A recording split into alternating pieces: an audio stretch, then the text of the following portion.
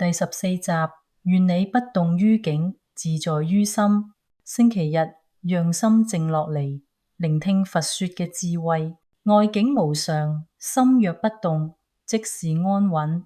人生如大海，外境如波浪，有時風平浪靜，有時波濤洶湧。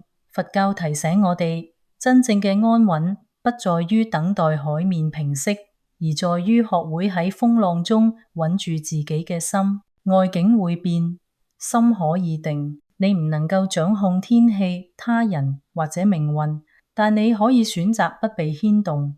當你學會觀照而不急於反應，理解而不執着，你便開始真正掌握自己。不動於境，並非冷漠，而是清明。自在不是逃避，而係安住。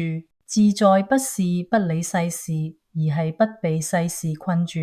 你可以喺繁忙中保持寧靜，喺挑戰中保持穩定，喺變化中保持清醒。自在不係遠離，而係安住。願你心如山，不為風動。願你心如月，照見萬象。修不動心嘅方法，當情緒升起，不急於反應，只係陪伴佢。練習觀而不執，睇見煩惱，不與之認同。以一句偈語安住當下嘅心，例如心不動，萬事安。每一次不被牽動，都係一次修行；每一次安住於心，都係一次覺醒。呢個星期佛說金句：心若不動，風又奈何？你若不傷，歲月無恙。願你不動於境，自在於心。願你喺變化中依然安然如常。